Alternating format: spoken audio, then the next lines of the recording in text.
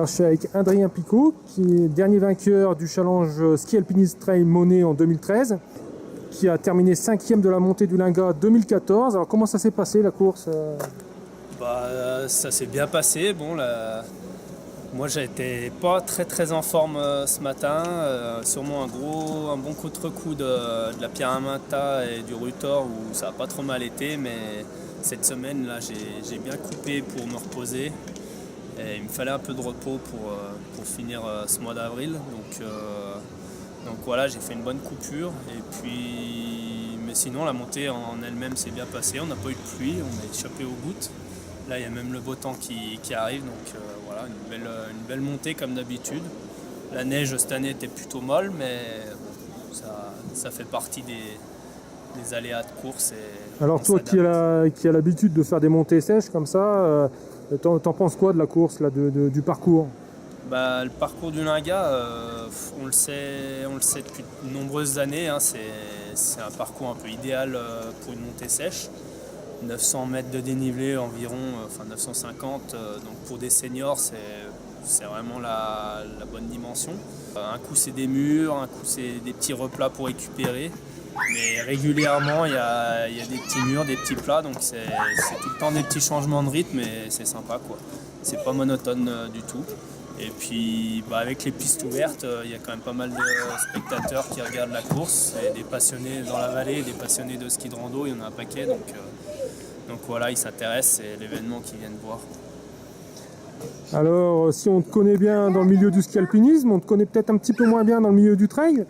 Donc l'année dernière, tu avais terminé 3e de Altispitz, ce qui est quand même une belle performance.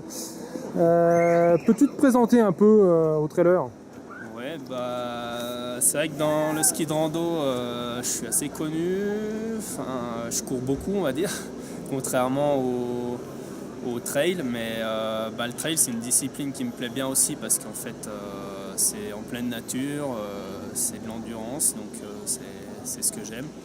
Après je m'entraîne beaucoup moins en course à pied parce que j'ai envie de préserver un peu mes articulations pour l'hiver, et puis je mise tout quand même sur l'hiver, que ce soit mon entraînement ou ma santé, donc voilà, j'essaie d'être au top de ma forme en plein hiver, puis vu que j'ai un boulot qui me prend pas mal de temps, je peux pas être à la fois en forme en été et à la fois en hiver.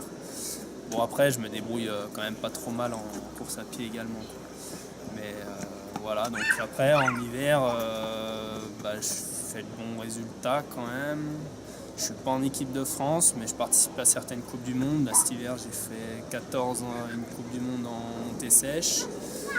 Je crois que la meilleure place en indiv c'est 24 la veille. Et puis sinon j'ai fait un bon mois de mars, là c'est le pic de forme qui est arrivé seulement au mois de mars. Moi je savais un peu d'avance, et j'ai fait champion de France début mars, une semaine après la Coupe du Monde. Puis ensuite 2 semaines après il y a eu la Pyramenta et j'ai fait 8e. Ça s'est pas mal passé, donc là j'étais en binôme avec Pierre-François Gachet d'Arèche-Beaufort, un petit jeune qui va bien, et j'ai fait également la course du Rutor avec lui, donc une course de 3 jours qui était le week-end juste après la Pyramide, donc ça faisait 7 jours de course en 11 jours, donc c'était assez chaud. Et du coup on fait 6e encore là-bas, donc ces 2 courses faisaient partie du challenge grande course, les plus grandes courses du ski alpinisme au monde. Voilà. On te verra au départ de Altispeed? Bien sûr, hein, normalement s'il n'y a pas de pépins physiques, je serai bien sûr là-bas. J'ai hâte d'y être pour revoir les beaux paysages de l'an passé. J'espère qu'il fera beau. J'ai hâte d'y être. Après, il y aura sûrement moins de neige. Donc moi, j'étais assez dans mon élément avec la neige l'an passé.